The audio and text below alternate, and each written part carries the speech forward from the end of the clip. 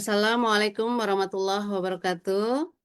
Selamat malam dan salam sejahtera untuk kita semua. Sahabat semua, selamat datang di seminar Edukasi Emas Public Goal G100 dengan judul The Goal Blueprint Panduan Cerdas dan Syar'i Menabung Emas. Bersama speaker hebat, Bapak Dendi Herdianto.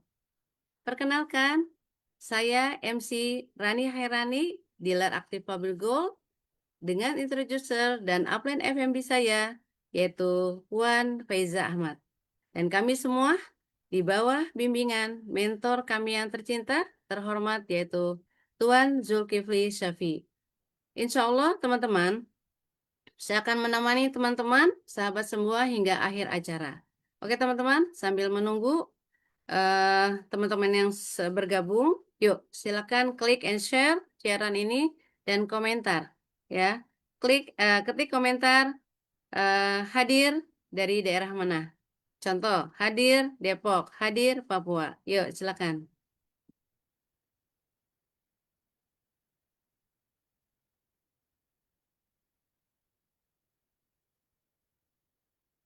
Oke, teman-teman, sahabat baik semua, sebelum kita memasuki sesi utama, yuk kita terlebih dahulu kita saksikan video berikut ini.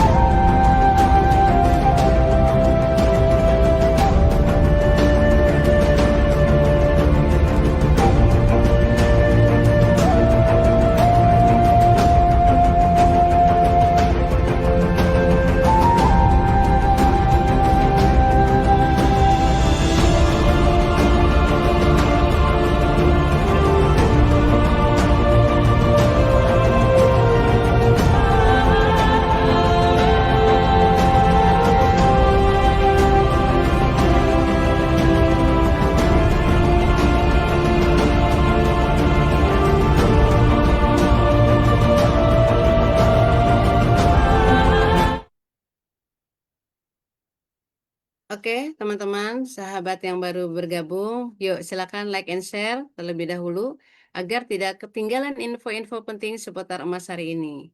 Ya, Masya Allah ya, semoga video tadi ya kita semakin mengenal produk-produk dari perusahaan emas Public Gold Indonesia.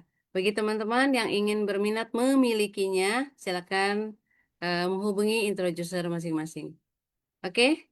Nah, selanjutnya sahabat semua, sebelum kita memasuki seksi yang sangat dinanti-nanti yaitu pemaparan materi dari speaker yang luar biasa, yuk sekarang klik oke ya. Alhamdulillah sudah 18 mata memandang dengan 18.000 semangat ya untuk mendengarkan pemaparan materi yang akan dipaparkan oleh seorang speaker yang luar biasa.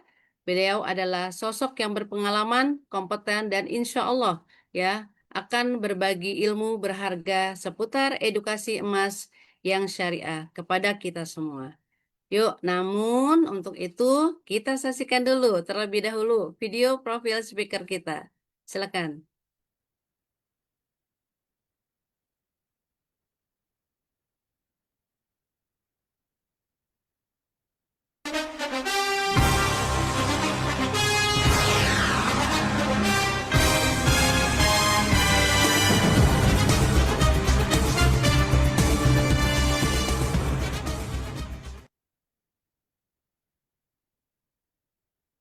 Oke, Masya Allah ya. Tabarakallah. Tanpa berlama-lama lagi nih, yuk kita sambut, undang langsung nih Pak Dedi. Wah, Dendi Herdianto, Masya Allah. Gimana Pak Dendi? Apa kabar? Alhamdulillah baik Bu Rani, Masya selamat malam Allah. semuanya. Tambah sibuk nih ya Pak Dendi, kita membantu masyarakat Indonesia untuk hidup lebih baik dari menabung emas ya. Masya Yes, Allah. pasti ya, karena ini merupakan Oke. sebuah amanah yang harus kita sampaikan. Masya Allah. Oke, sepertinya sudah siap ya Pak Dendi ya. Kita sharing ilmu edukasi emas pada malam hari ini. Siap, insya Allah. Oke, oke kepada Pak Dendi kita silakan. Oke, ya terima kasih Bu Rani. Assalamualaikum warahmatullahi wabarakatuh. Selamat malam Bapak Ibu semuanya Malam. yang menonton di sini di Facebook Live ini ya. Alhamdulillah kita bisa berjumpa di malam hari ini untuk berbincang-bincang, berdiskusi, saling sharing terkait dengan emas ini. Oke, saya langsung aja ya untuk share screen ya. Oke, semoga kelihatan layarnya ya. Oke. Mohon info kalau ada kendala terkait dengan penampilan layar ya. Tapi di sini sih insya Allah aman sih di saya. Oke, Aman, insya Allah. Ya, siap. siap. Oke, Bapak Ibu semuanya, kita akan bahas soal The Gold Blueprint. Wah, bahasan yang kalau dari judulnya mungkin kelihatan berat, tapi insya Allah saya tidak akan membawakan dalam konteks yang terlalu berat. Saya membawakan ini dalam konteks kita akan membahas terkait dengan bagaimana panduan cerdas dan syar'i menabung emas. Ya, jadi kita akan bedah bagaimana kemudian emas itu bisa kita tabung, bisa kita miliki, selain memang bisa untuk manfaat dunia, tapi juga bisa untuk manfaat akhirat kita. Nah, ini diambil dari ebook yang saya buat ya. Bapak Ibu nanti bisa akses ebooknya juga secara gratis. Nanti linknya ada di akhir gitu ya. Ini free. Saya memang suka buat ebook yang bisa memandu orang-orang supaya dia bisa terliterasi dengan baik soal keuangan syariah. Termasuk salah satunya adalah emas. Oke, Bapak Ibu, sedikit perkenalan bahwa saya itu backgroundnya S1, S2 di ekonomi syariah. S1 ekonomi Islam di Universitas Indonesia, S2 ekonomi syariah di Universitas Tazkiyah yang ada di Bogor. Alhamdulillah saya certified di Wealth Planner, ya terakhir saya qualified Wealth Planner Syariah, kemudian juga sering menjadi trainer untuk UMKM halal. Jadi memang aktivitas saya banyak di halal industri, halal finance, dan kawan-kawannya. Jadi saya sangat tertarik untuk kemudian mengedukasi terkait dengan emas ini karena ini merupakan sebuah aset yang ada dalam Islam termaktub tercantum dalam Al-Quran. Ya, jadi sangat bahagia untuk bisa sharing-sharing terkait dengan ini. Oke, singkat aja perkenalan saya. Nah, ini terkait dengan sosial media. Bapak Ibu juga bisa follow, bisa ikuti bila mana Bapak Ibu ingin mengetahui terkait dengan halal finance, kemudian keuangan syariah, akad-akad dan sebagainya, silakan. Termasuk juga terkait dengan emas. Oke, saya akan masuk ke dalam bab pertama ya, ilusi uang kertas. Kalau kita melihat bahwa setiap hari kita menabung, punya gaji tabung, apakah kita merasa bahwa kita tambah kaya? Apakah kita merasa bahwa ada penambahan aset dalam diri kita? Saya rasa enggak. Kenapa? Karena kalau kita nabung dalam uang kertas, dia akan terus tergerus sama yang namanya inflasi, Bapak Ibu semua. Jadi ini sebuah ilusi yang seakan-akan kayak uang kita banyak, tapi sebenarnya enggak, Bapak Ibu semua. Kalau kita simpen jangka panjang, udah habis itu. Makanya kalau saya bilang ada yang mengatakan menabung pangkal kaya, rasa-rasanya itu enggak lengkap. Harusnya menabung emas pangkal kaya. Kenapa? Karena kalau nabung uang kertas nggak akan bisa kaya, Bapak Ibu semua. Ya, ada harga yang harus dibayar kalau kita hanya menyimpan dalam bentuk uang kertas. Nah, lanjut. Bapak Ibu semua, yang perlu Bapak Ibu ketahui juga adalah bahwa uang kertas itu dicetak terus-menerus. Bapak bisa lihat berbagai macam aktivitas di ekonomi di berbagai macam negara. Mereka semua bisa dengan mudah mencetak uang kertas. Istilah ekonomi itu disebut sebagai printing money. Istilah moneter disebut sebagai quantitative easing. Nah, kenapa mereka cetak terus-menerus? Ya karena memang mereka butuh stimulus ekonomi. Nah, tapi kalau kita bicara soal bagaimana kemudian uang itu dicetak terus-menerus, ini ada akibatnya. Akibat dari uang itu dicetak terus-menerus, ini hukum ekonomi berlaku, Bapak Ibu semua. Kalau sebuah barang, aset, komoditas itu dicetak terus-menerus, supply-nya banyak, apa yang terjadi? Yes, uangnya, nilainya akan turun. Kita punya cabai banyak, berlimpah, ya, ketimbang cabai yang langka. Maka cabai yang berlimpah pasti harganya lebih murah ketimbang cabai yang kemudian langka. Itu hal yang natural dalam ekonomi. Makanya ketika uang dicetak terus-menerus, emang naturalnya dia akan turun. Ya, naturalnya akan turun. Apa dampak, bukan dampak, apa perasaan, apa efek dari uang dicetak terus-menerus, dia akan turun. Kelihatan dari mana? Kelihatan dari inflasi. Bapak Ibu semua, sebelum masuk sini, saya ngerasain banget ya inflasi ya. Jadi di tahun 2025 ini kan saya suka belanja juga. Ngerasain banget telur yang harganya awalnya 27.000 per kilo, sekarang udah 30.000 per kilo. Baru pertengahan 2025 tiba-tiba kenaikannya sangat-sangat tinggi. Nah itu dampak dari inflasi Bapak Ibu semua. Nilai uang kita akan terus turun. Lanjut. Pertanyaannya kenapa emas Bapak Ibu semua? Mungkin ada beberapa yang sudah menonton series ini karena ini cukup populer ya. Bahkan saya bisa bilang sangat populer di Netflix. Yaitu adalah series Money Heist. Nah, di series ini ada satu hal yang sangat menarik bahwa mereka melakukan perampokan emas di Bank Spanyol. Pertanyaannya kenapa mereka merampok emas? Karena emas menjadi sebuah aset yang berharga bagi sebuah negara. Stabilitas ekonomi itu ada pada emas. Jadi mereka ingin mengacaukan di sana sehingga mereka merampok emas. Nah, dan saat ini emas itu menjadi aset terbaik. Mungkin kita sekarang udah lihat silver itu lagi naik-naiknya, ya enggak? Bahkan kalau saya mau update lagi, ini silver udah di angka kedua nih, dia ada posisi kedua. Nah, tapi sampai saat ini itu nggak ada yang bisa mengalahkan emas. Ya, mau Bitcoin secanggih apapun saat ini, mau silver secanggih apapun saat ini, tetap tidak bisa mengalahkan aset yaitu emas. Sudah Bapak Ibu ya. Jadi ini benar-benar aset terbaik. Nah, sekarang mayoritas negara itu menyimpan emas. Pertanyaannya kenapa? Tadi saya sempat singgung. Karena negara itu butuh stabilitas.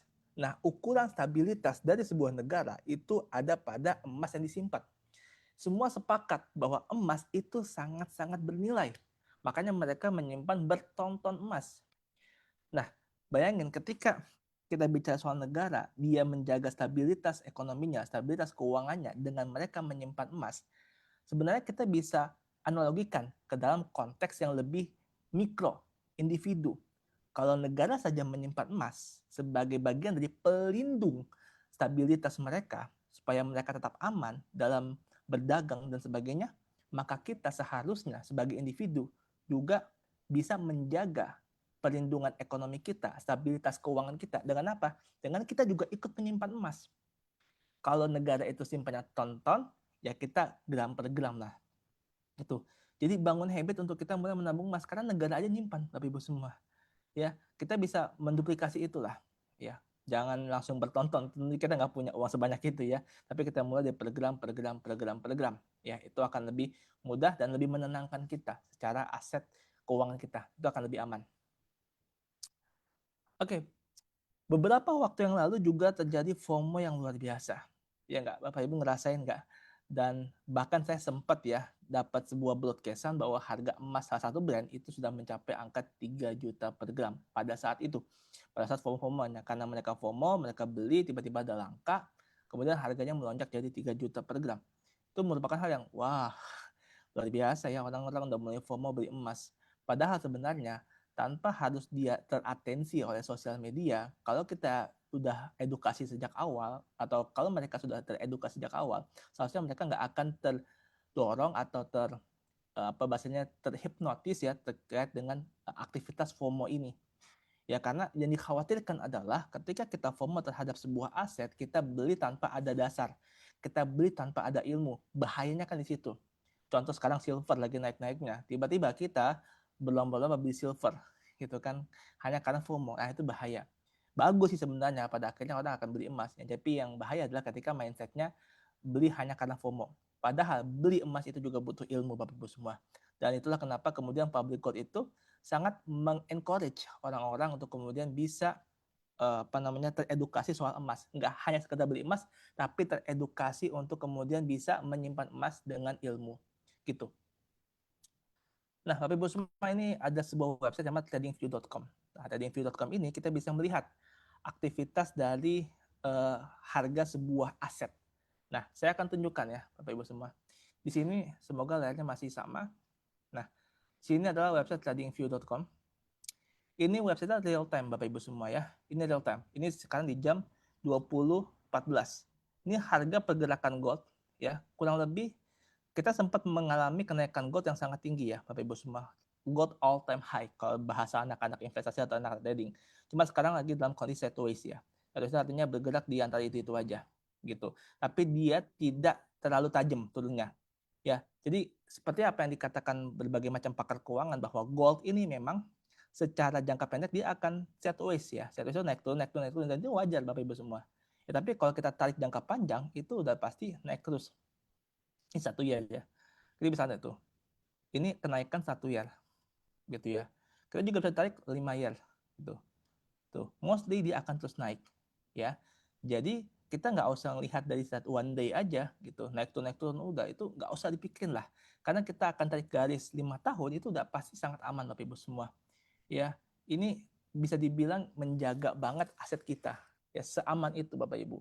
Ya, dibandingkan mungkin aset lain yang bisa kita compare itu jauh sangat-sangat volatile. Misalkan Bitcoin yang saat ini lagi menarik tuh. Dia volatilenya luar biasa, Ibu. Ini jatuhnya kan parah nih, gitu. Jadi ini menurut saya sangat-sangat lebih baik kalau kita menjaganya dalam bentuk emas. Ya, terlepas dari aset lain yang mungkin Bapak Ibu juga suka, tapi saya pribadi secara prinsip ya dan teman-teman juga lebih suka ke emas. Gitu ya. Bapak Ibu bisa cek juga di tradingview.com ya. Ini real time dan selalu update. Nah, kita lanjut ya. Sekarang kalau kita lihat harga emas, oke. Harga emasnya sekarang berapa sih? Kita lihat ya. Harga emas update di sini ada 4.600. Ya, 4.600 per troy ounce. Ya. Dan prediksi di tahun 2026 ini prediksi JP Morgan ya, sebuah lembaga keuangan yang terbesar, salah satu yang terbesar di dunia. Gitu di Amerika Serikat juga termasuk yang paling besar. JP Morgan itu prediksi $5.000 per ounce tahun depan. Ya, tahun depan itu berarti tahun 2026 karena ini dipublish tahun 2025.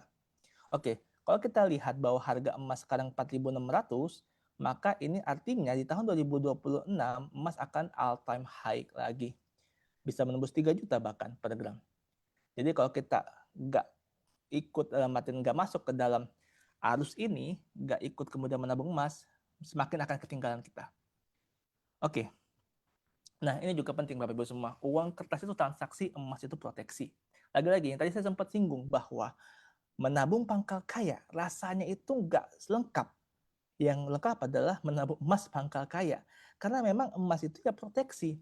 Uang kertas yang kita pakai sehari-hari ini, ya yang kita taruh di dompet atau taruh di tabungan, itu transaksi aja. Uang kertas ini ya udah cuma pakai buat transaksi, beli makan, mungkin beli jajanan, atau beli belanjaan gitu ya. Baik itu uang kertas dalam bentuk kertas bener literally fisik ya, kertas, ataupun uang kertas yang kemudian dikonversi ke digital yang kita bisa gunakan dengan menggunakan QRIS. Ya kan, itu transaksi aja. Tapi kalau kita bicara proteksi, nggak akan bisa pakai uang kertas Bapak Ibu semua. Ya, maka kita harus punya proteksi dalam bentuk lain yang sudah terjamin. Nah, yaitu adalah emas. Dan kalau kita ambil hikmah dalam Islamnya, Bapak Ibu, di Islam itu ada namanya konsep makosid syariah. Makosid syariah itu menjaga 5 hal. Jadi syariah itu punya tujuan tuh untuk menjaga 5 hal. Hifzuddin, menjaga agama. Hifzun akal, menjaga akal. Hifzun nafas, menjaga jiwa. Hifzun nasab, menjaga keturunan. Dan yang terakhir, hifzun mal, menjaga harta. Nah, menjaga harta ini ada berbagai macam definisi, ada berbagai macam tafsirnya. Tapi salah satu yang bisa kemudian kita tafsirkan adalah bahwa salah satu tujuan kita menjaga harta adalah supaya harta kita itu bisa terlindungi dari yang namanya penurunan. Ya, kalau dalam konteks kita adalah dari tergerus sama yang namanya inflasi. Karena kita nggak tahu ada inflasi, ini yang bahaya Bapak Ibu semua. Maka dalam Islam itu penekanan banget untuk mulai kita bisa jaga harta. Mungkin Bapak Ibu juga sering mendengar sebuah dalil ya, yang sering menjadi sebuah landasan untuk kita berinvestasi, yaitu Quran Surat Yusuf. Di mana di situ Yusuf meminta kepada raja untuk kemudian melakukan aktivitas saving, aktivitas proteksi di beberapa tahun berikutnya, di 7 tahun dan 7 tahun. Gitu. Nah, itu merupakan bentuk penjagaan nilai, penjagaan harta, penjagaan aset. Dan emas itu punya peran di sana. Oke. Nah, sekarang kita masuk ke dalam bab syar'inya nih, ya. Tata aturan beli emas dalam Islam. Nah, pertanyaan-pertanyaan sering muncul adalah, emang boleh beli online? Ya kan? Kemudian, nggak boleh dicicil. Emang benar? Nah, terus gimana kalau sekarang udah ada emas digital? Oke, sekarang kita akan bahas satu persatu. Kita lihat background-nya dulu. Kita lihat dasarnya dulu. Kenapa kemudian ada yang mengatakan emas itu nggak boleh beli online? Emas itu nggak boleh dicicil. Apa sih yang menjadi landasannya? Ini yang menjadi landasan adalah hadis riwayat Muslim, di mana Rasulullah SAW bersabda, jika emas dijual dengan emas, perak dijual dengan perak, maka harus sama takarannya atau timbangannya, dan harus tunai, ya dan biadin. Jika jenisnya berbeda, misal emas tukar dengan rupiah, maka jual sukamu asalkan dilakukan secara tunai. Nah, yang jadi highlight adalah ya dan biadin. Ya, kalau kita terjemahkan dalam tafsir bahasa Indonesia, itu adalah tangan ketemu tangan. Apa maksudnya tangan ketemu tangan? Artinya kalau kita mau beli emas, ini ibarat kata nih ya, Bapak Ibu semua, ini emas, ini tangan kita. Ini penjual ya, yang menjual emas. Ini adalah si pembeli yang pengen beli emas. Dia punya uang rupiah untuk beli emas. Nah, si pembeli dan si penjual harus ketemu, ya, harus ketemu. Ini dia ngasih uangnya, ini ngasih emasnya. Set, ya dan dia dan tangan ketemu tangan. Karena memang dalilnya seperti itu ketika tafsirkan dalam bahasa Indonesia. Tapi ada yang memang berpendapat lain. Kita akan bahas lebih lanjut ya di slide berikutnya. Nah, jadi pertama nih, paham satu tekstual bahwa emang nggak bisa gitu untuk beli online, dia harus pakai mekanisme COD. Makanya ada beberapa toko emas, brand emas yang kemudian memfasilitasi aktivitas COD. Bahkan dia positioningnya adalah toko emas dengan prinsip COD gitu, karena dia memfasilitasi orang-orang yang meyakini bahwa emas itu emang harus tangan ketemu tangan, makanya COD. Nah, tapi ada paham kedua Bapak Ibu semua, bahwa ada kontekstual di sana. Emas itu nggak boleh di online kan, nggak boleh dicicil itu karena emas saat itu dianggap sebagai mata uang. Sedangkan emas saat ini secara kontekstual itu adalah sebagai komoditas. Jadi apapun yang berlaku pada komoditas berlaku juga pada emas. Apa yang berlaku pada komoditas? Dibeli online boleh nggak komoditas barang? Boleh. Dicicil boleh nggak? Boleh. Tuh, makanya paham kedua ini paham kontekstual Bapak Ibu semua.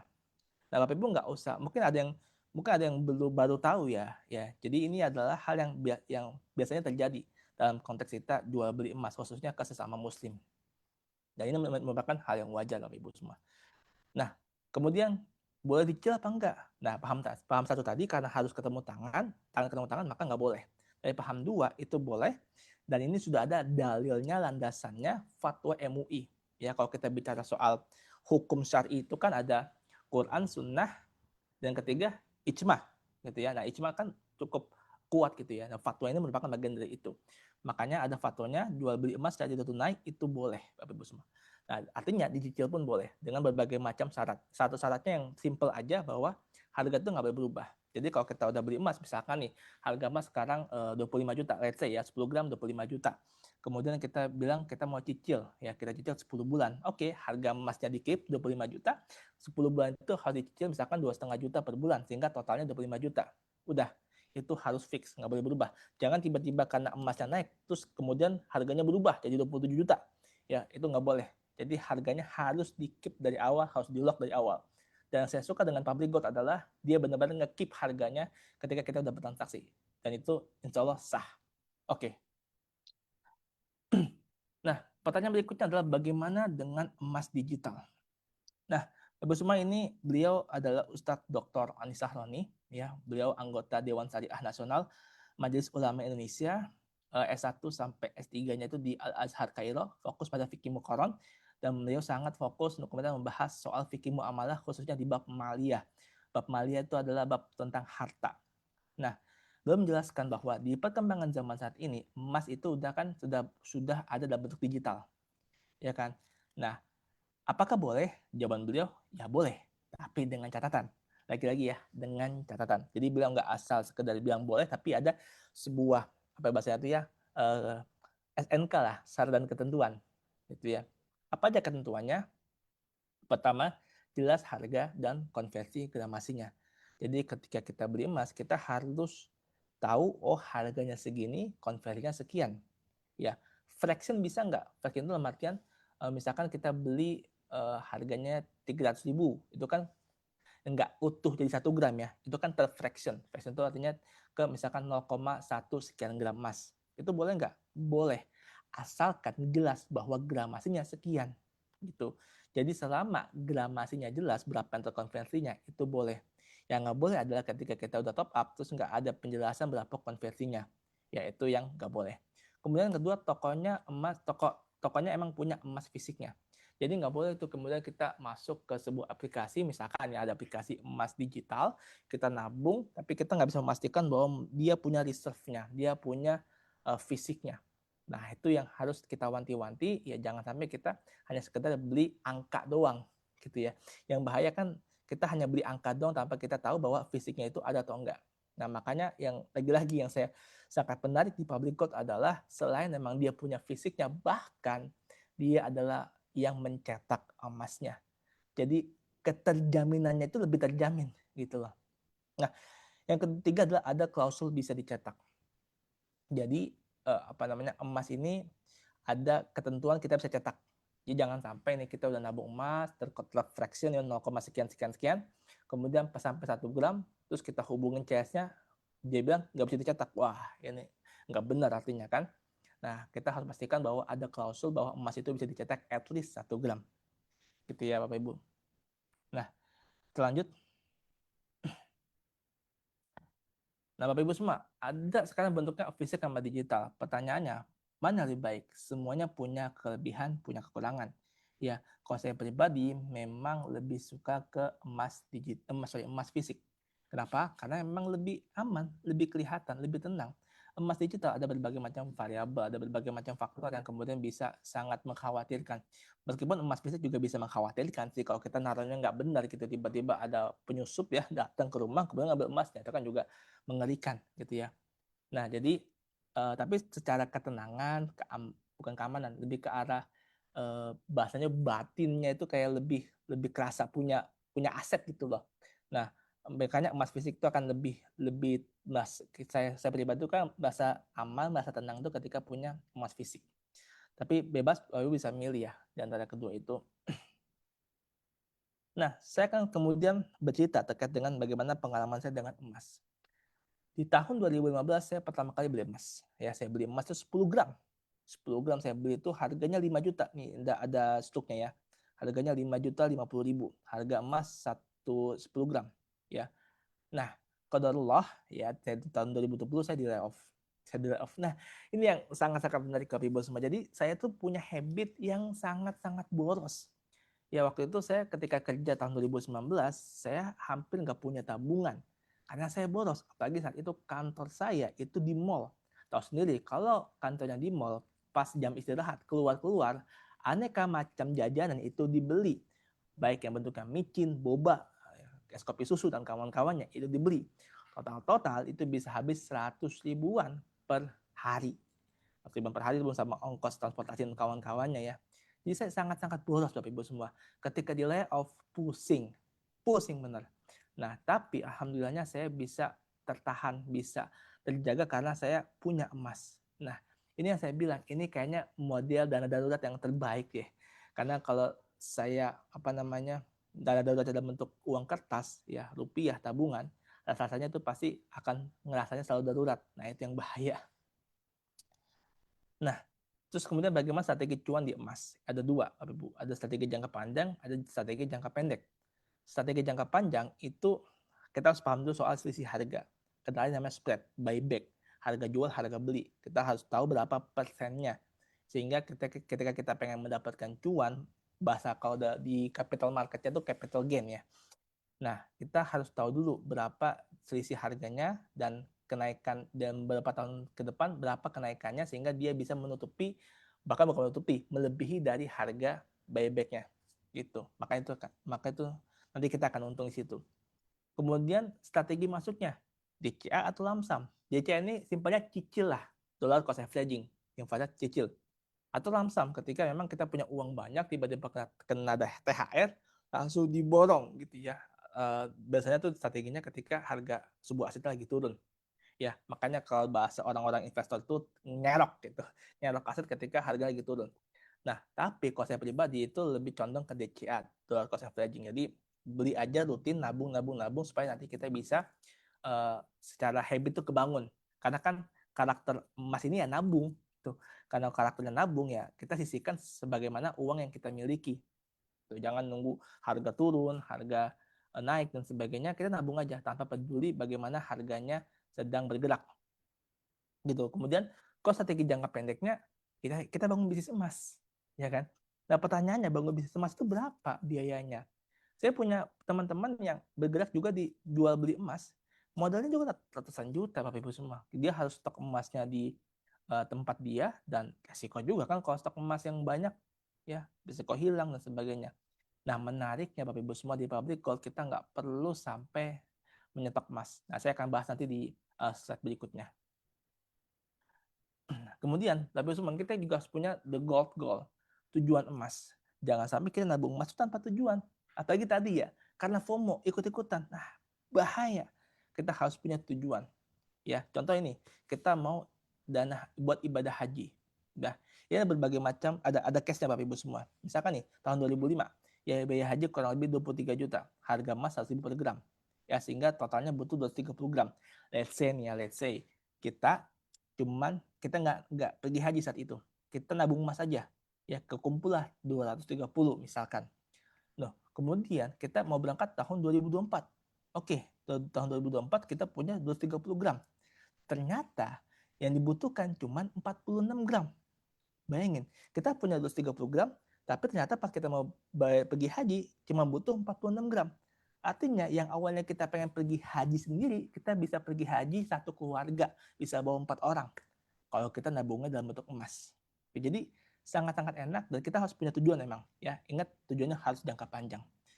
Oke. Kemudian juga ada beberapa goal lain ya untuk dana pendidikan anak, dana nikahan anak ya atau nikah sendiri kalau teman-teman bapak ibu nggak mungkin bujang ya. Ya teman-teman ya rekan-rekan ya yang mungkin seumuran dengan saya yang di bawah itu masih bujang ya bisa juga tuh untuk biaya nikah gitu kan mahar juga bisa kan sebenarnya. Kemudian juga bisa juga untuk beli rumah ya karena kalau kita beli rumah sifatnya pakai cash ya rasanya nggak kekejar tuh. Apalagi kalau kita pakai KPR tuh dalam jangka waktu misalkan nih kita beli rumah 800 juta cashnya. Kalau kita KPR itu bisa angkanya bisa jadi 2 miliar dalam 20 tahun. Nah itu kalau kita nabungnya rupiah ya pastinya nggak akan kekejar. Tapi kalau kita nabung dalam bentuk emas, nah itu akan lebih terkejar gitu. Dan ini sudah ada risetnya ya Bapak Ibu semua yang mereka salah satu seorang content creator itu meriset terkait dengan perkembangan harga emas perkembangan harga emas dengan perkembangan harga rumah. Ya, kalau kita nabungnya emas itu udah pasti bisa kekejar untuk kita beli rumah gitu. Dan yang sejenisnya bebas. Tapi pastikan Bapak Ibu punya goalnya. Karena kalau kita nggak punya goalnya itu yang repot. Ya, jangan sampai kita beli emas ya hanya karena FOMO. Oke. Nah, kemudian kapan waktu jual emas? Pertama ketika tujuan tercapai. Tadi ya, ada kebutuhan untuk biaya kuliah mungkin, dana ibadah haji, umroh, beli rumah, dan kawan-kawannya. Selama itu sudah tercapai, ya silakan untuk jual emasnya. Ya, jangan tahan-tahan, Bapak Ibu semua. Kemudian yang kedua, alih aset atau switching. Ketika emas sudah terkumpul banyak, kemudian dijual untuk dijadikan DP rumah atau modal bisnis produktif. Mengubah aset tidur menjadi aset produktif. Mungkin Bapak Ibu bertanya-tanya, kenapa emas ada zakatnya? Ya ketika dia mencapai 85 gram, kok ada zakatnya? Karena Bapak Ibu semua, dalam Islam itu ditekankan untuk kita itu punya aset yang produktif. Kita ini harus menggerakkan aset kita supaya produktif. Nah makanya emas itu ada zakatnya. Jadi itu seringkali dianggap sebagai beberapa scholars ya, beberapa cendekiawan Islam membahasakan sebagai penalti. Ya makanya kita zakat itu 85 gram nisabnya supaya bisa diproduktifkan. Tapi yang menarik di public gold Indonesia adalah dia itu bisa menggerakkan perekonomian juga tanpa harus kita menjual emas. Dengan apa? Dengan menjalankan bisnis emas, terbuka lapangan pekerjaan, terbuka potensi penghasilan, bergerak semua SDM dan mereka bisa menghasilkan uang. Kan yang diharapkan dalam Islam adalah kita bisa menjadi produktif, bisa menghasilkan dan bisa memberikan nafkah terbaik untuk keluarga. Dan itu diakomodir Bapak Ibu semua di public gold. Nah, ketiga adalah dana darurat, ya, kondisi yang darurat. Misalkan kalau sakit yang memang kita nggak punya asuransi, Ya meskipun sekarang udah ada asuransi BPJS harusnya tercover ya, tapi mungkin ada beberapa elemen yang nggak tercover. Jadi ini bisa kita gunakan, atau PHK sebagaimana yang saya alami, atau musibah yang berat Bapak Ibu semua. Dan ini menjadi aset yang paling liquid. Bayangin kalau kita cuma punya beberapa aset yang nggak liquid, apalagi kita punya rumah gitu ya, kita kena musibah atau kena kondisi yang tidak kita inginkan, ya kita hanya punya aset rumah, bagaimana kita mau jual? Nggak liquid itu Bapak Ibu semua, nggak cepet lah, gitu ya. Jadi ini menjadi jaring pengaman terakhir kita. Ya, jangan buru-buru jual kalau nggak darurat.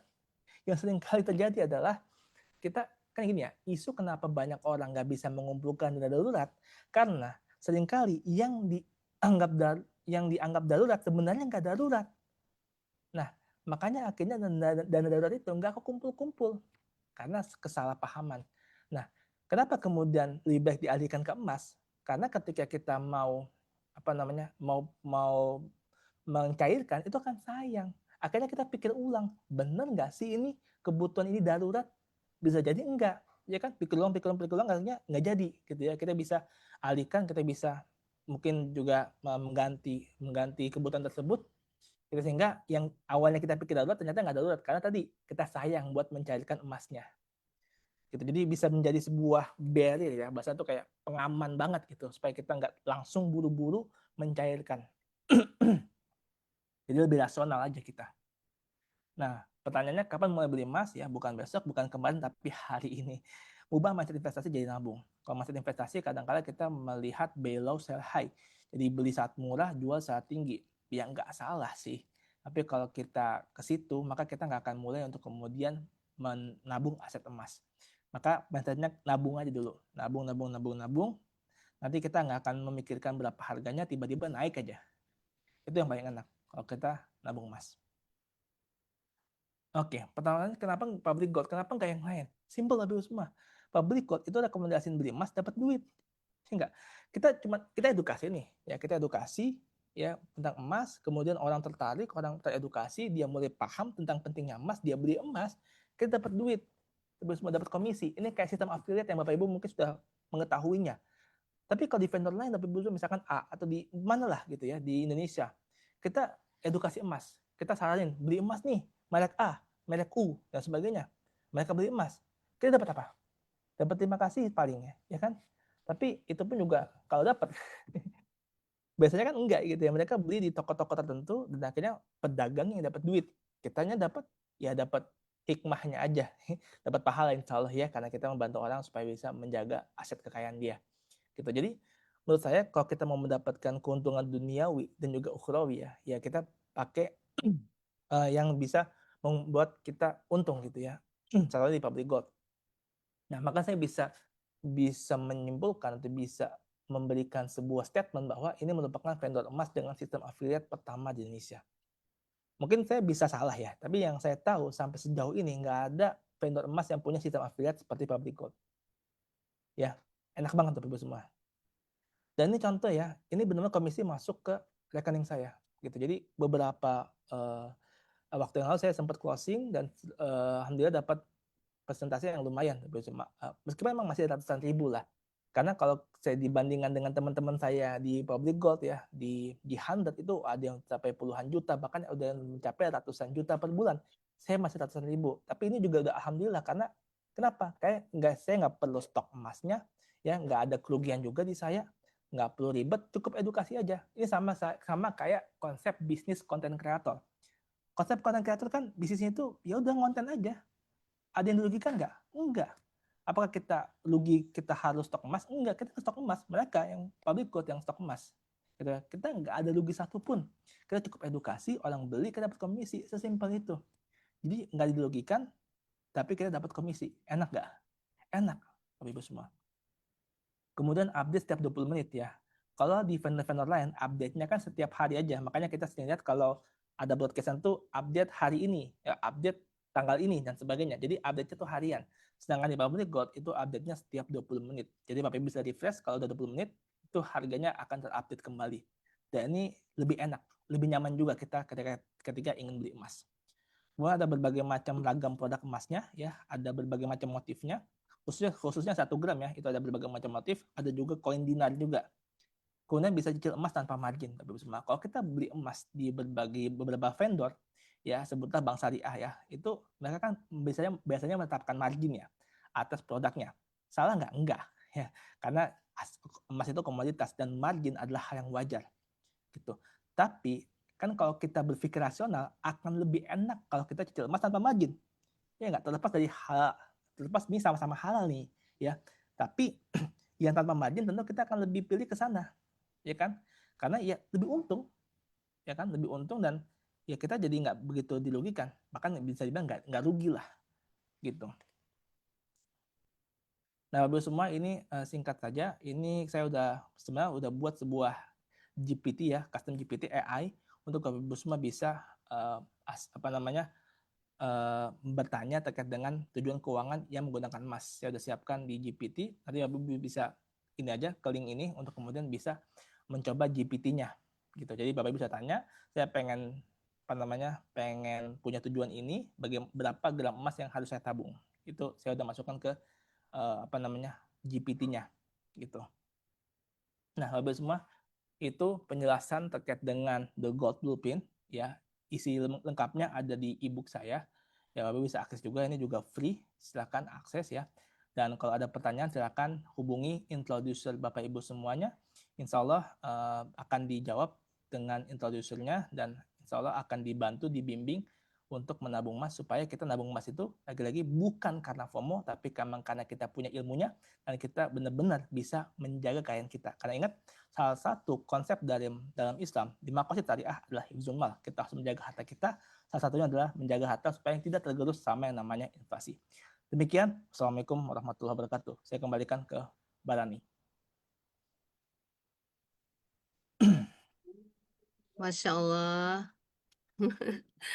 Masya Allah, Pak Dendi, luar biasa pemaparan hari ini ya. Terima kasih ilmu dan insight-nya nih Pak Dendi yang sangat bermanfaat. Teman-teman, alhamdulillah di sini sudah tadi saya lihat hadir ya dari berbagai eh, daerah di Indonesia juga pun di luar negeri ya, dari Jakarta, dari Bandung, Surabaya, Banjarmasin, terus kemudian dari Medan, Sulawesi Barat ya, kemudian dari Ipoh, dari Kutai, Masya Allah ya, dari Balikpapan, Solo, Majalengka, Jogja, Surabaya, Malaysia, Masya Allah ya. Alhamdulillah, terima kasih atas kehadirannya ya, dan terima kasih nih Pak Dendi. Jadi teman-teman ya, jika materi tadi itu terasa bermanfaat ya, boleh teman-teman like and share sehingga juga ilmunya Pak Dendi ini itu menjadi amal jariah ya Pak Dendi ya. Jadi bisa didapatkan oleh teman-teman semua. Oke, alhamdulillah tadi ya kita dapat materi yang tentang uang kertas vs emas ya kan? Terus kemudian ada uang kertas sebagai fungsi sebagai alat transaksi, kemudian emas sebagai alat proteksi, kemudian ada fatwa MUI, hukum emas ya, emas digital vs emas fisik ya, brand emas. Kenapa sih harus di Public Gold Indonesia? Ya, kenapa sih harus di perusahaan emas Public Gold untuk kita mempunyai emas-emas yang berkompeten ya, emas-emas yang bernilai ya, seperti itu.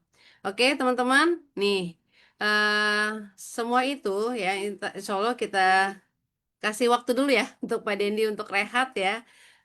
Sebelum, tapi teman-teman jangan kemana-mana ya, sebelum sesi Q&A hari ini. Yuk teman-teman, sembari menunggu Pak Dendi rehat dan kita akan saksikan video, teman-teman siapkan pertanyaan untuk Pak Dendi dan insya Allah Pak Dendi berkompeten untuk menjawabnya. Oke, silakan kita saksikan video berikut ini.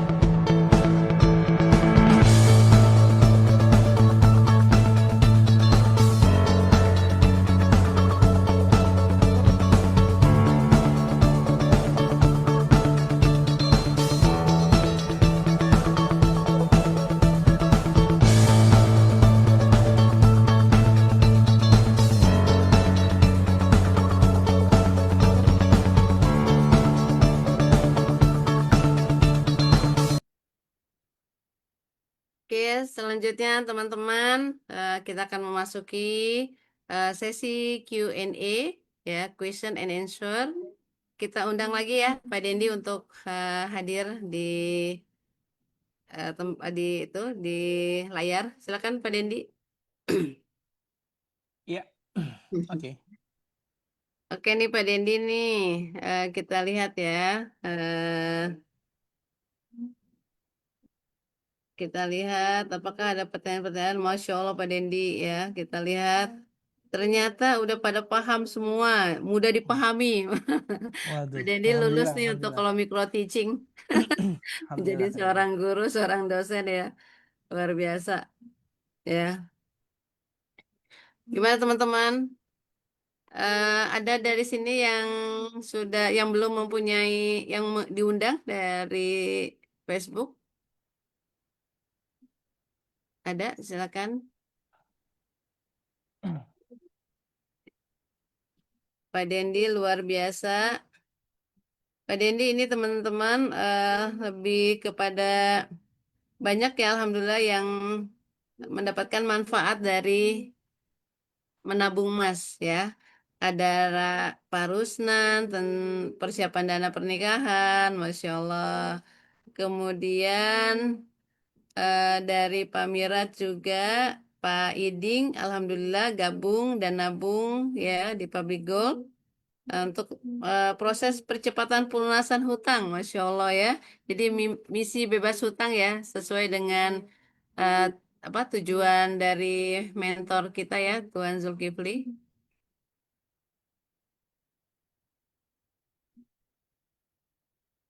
Terus ada lagi pertanyaannya. Oh iya, ini ada pertanyaan, boleh ya? Ada pertanyaan dari Pak Rusnan nih, Masya Allah. Oke, eh Pak Dendi, Pak Rusnan bertanya, bagaimana menyikapi perbedaan pendapat calon customer yang pakai perbedaan ya dan biadin dengan pendapat di Fatwa MUI? Silakan Pak Dendi, Oke, bagaimana kita mensikapinya? Silakan. oke. Mensikapi dengan ya mengiyakan saja. Kenapa? Karena setiap orang punya beliefnya masing-masing, Bapak Ibu semua. Jadi kita nggak bisa memaksakan belief seseorang. Ketika dia meyakini bahwa pendapat ini yang paling benar dan ada dalilnya, ada dasarnya, ya itu hal yang wajar Bapak Ibu semua. Jadi kita ini aja kita berikan sebuah pemahaman, oke nggak masalah Bapak Ibu bahwa ini merupakan hal yang sah ya, hal yang wajar terjadi ya. Jangankan bab muamalah, bab ibadah aja itu ada banyak khilafiyah, banyak ikhtilaf. Itu di soal kunut lah, soal bagaimana takbir lah dan sebagainya itu kan ada banyak ikhtilafnya, ada banyak perbedaan pendapatnya. Apalagi bab muamalah, bab yang sifatnya itu kita bertransaksi hablum minan nas nih. Nah, jadi hal yang wajar. Jadi kalau emang seperti itu, dia punya pendapat bahwa harus dan biarin tangan ketemu tangan, ya nggak masalah. Tinggal kita arahkan, misalkan kita sebagai dealer public gold ya. Ya kita arahkan aja kan, di public gold juga menyediakan untuk kita bisa langsung beli emas di lokasi kan, di toko fisiknya. Emasnya ada ATM emasnya juga di sana. Emasnya bisa kita lihat, terlihat jelas. Jadi itu terakomodir Bapak Ibu semua. So, sebenarnya di public gold ini sendiri kan semuanya diakomodir ya. Mau yang beli online silahkan, mau ya dan biarin ketemu langsung staff dua beli sana itu juga silahkan, bahkan nggak tertutup-tutupi. Ini jadi isu Bapak Ibu semua. Jadi ada saya pernah mendengar ya bahwa ada kondisi ketika kita beli emas itu beda majelis. Beda majelis itu maksudnya gimana? Pokoknya gini. Jadi kita beli emas nih, kita masuk ke bilik ya, bilik kasir-kasir gitu. Masuk beli emas, kita kasih uangnya, emasnya nanti dikasihnya. Jadi kita kasih uangnya, kita balik lagi ke tempat lain yang menunggu, nanti dipanggil lagi. Nah di situ ada penundaan bagi orang-orang yang iya dan biadin itu nggak sah itu. Meskipun dia datang di kantor fisik ada jarak di sana itu nggak sah tetap bagi mereka yang memahami itu. Tuh. Nah, sedangkan di public call kan nggak seperti itu, nggak ada bilik-bilik tuh, ya kan? Dia langsung di depan itu ada staff, ya kita datang langsung kita kelihatan staffnya, kita kelihatan emas yang dibawa, ya emas yang akan dikasih, jadi clear semuanya, ya. Jadi difasilitasi juga. So nggak ada masalah mau pakai ya dan biarin boleh, Mau pakai online boleh, mau pakai cicil boleh. Semua punya fatwanya, semua punya dasarnya, semua punya dalilnya. Tinggal bagaimana kita mengakomodir yang meyakini salah satu dari sana, gitu, dari pemahaman itu. Jadi menurut saya sangat-sangat apa ya, diakomodir lah semua kalau di public gold ya, semuanya diakomodir. Jadi nggak susah lah kita juga untuk kemudian mengkomunikasikan kepada customer gitu. Insya Allah semua aman, Bapak Ibu semua dia public gold semua diakomodir. Oke Ya, sih.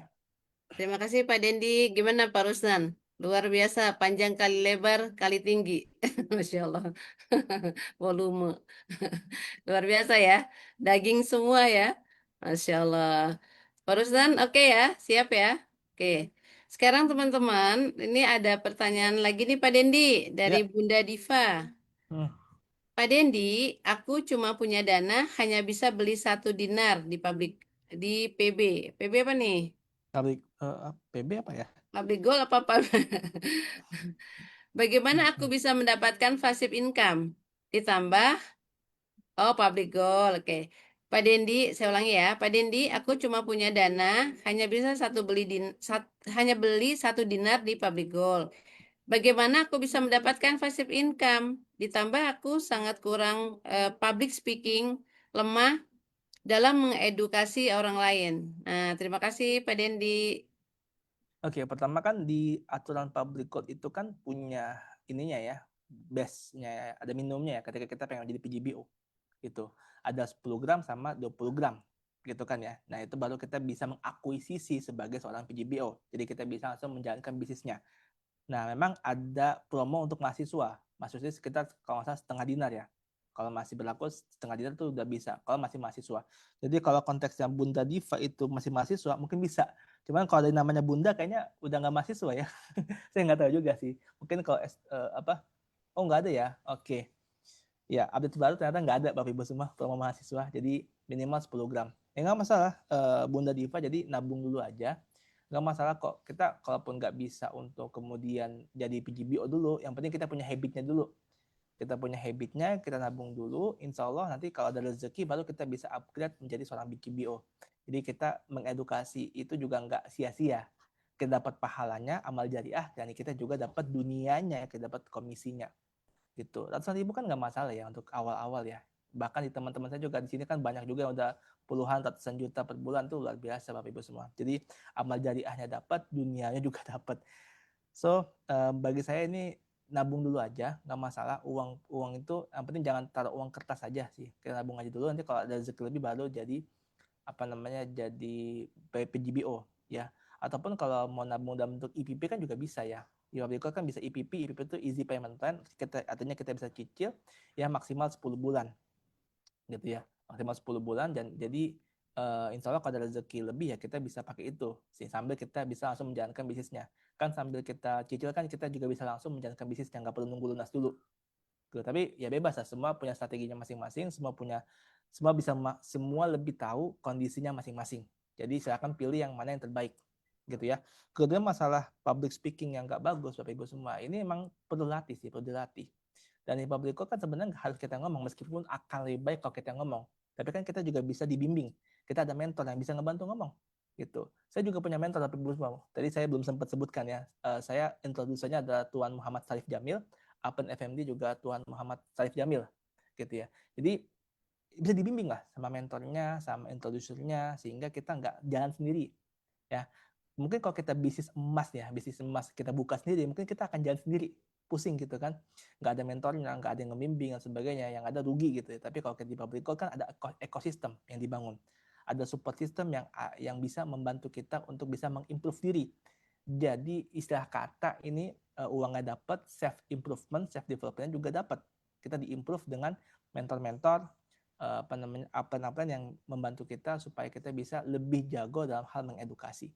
Ya, kita juga disediakan bukunya juga untuk menjadi bahan kita mengedukasi. Jadi semua lengkap, sistemnya ada, semua dipandu lah. Jadi nggak usah khawatir. Ini tinggal masa jam terbang aja sebenarnya sih. Gitu. Seperti itu.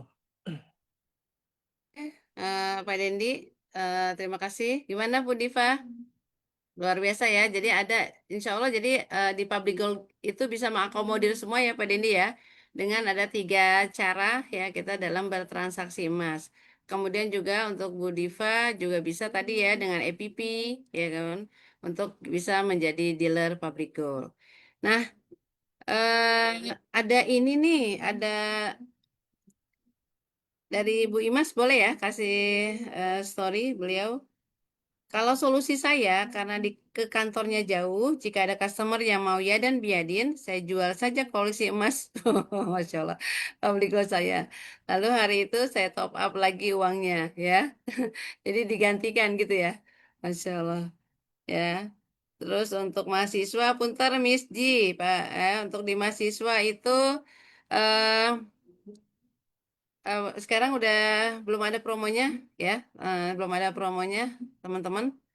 Gitu. Terus kemudian kalau untuk umur nggak jadi masalah ya. Waktu itu saya juga waktu kuliah saya juga ada juga ya promo mahasiswa tapi saya tidak ambil pada saat itu.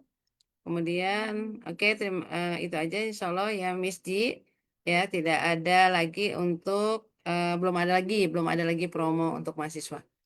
Oke, terima kasih, Masya Allah. Ini Pak Dendi ya, ngasih langkah kecil buat saya ya, menabung emas saja dulu untuk langkah besar selanjutnya. Oke, selamat sukses ya, Bu Imas dan Bu Bu Diva. Terima kasih atas masukannya.